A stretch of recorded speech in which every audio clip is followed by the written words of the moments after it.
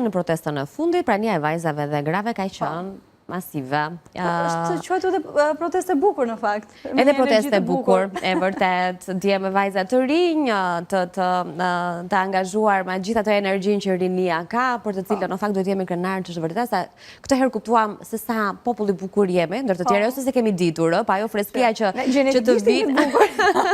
Jo, po edhe të veshur bukur edhe me atë pankartat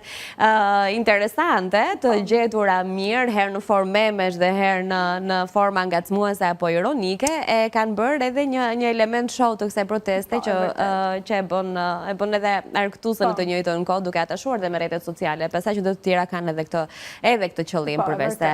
informimi. Ndërkohë para se të fillonin, po më thojë që edhe vetë Flamingo me ngjyrën e vet pink është atashuar mirë gjinisë femërore. Eksakt, domethënë ka një energji dhe vetë ajo simboli që është zgjedhur është energjia femërore. Dhe kjo energji femërore përcillet në detaje, përcillet në formën paqësore që po bëhet, në formën e familjes e shohim shumë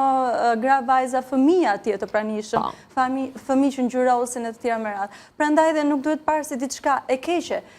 pavarësisht teorive jo greku, jo iraniani, jo teorive le të themi të cilat priren të sjellin një frym që ndoshta është kundërshtuese me zbatimin e një projekti investues ekonomike të tjerë me radhë, duhet parë si një element pozitiv dhe e drejta për të protestuar është një drejtë themelore dhe gjithkush kur ka një mendim le të themi ndryshe, jo kritikues apo jo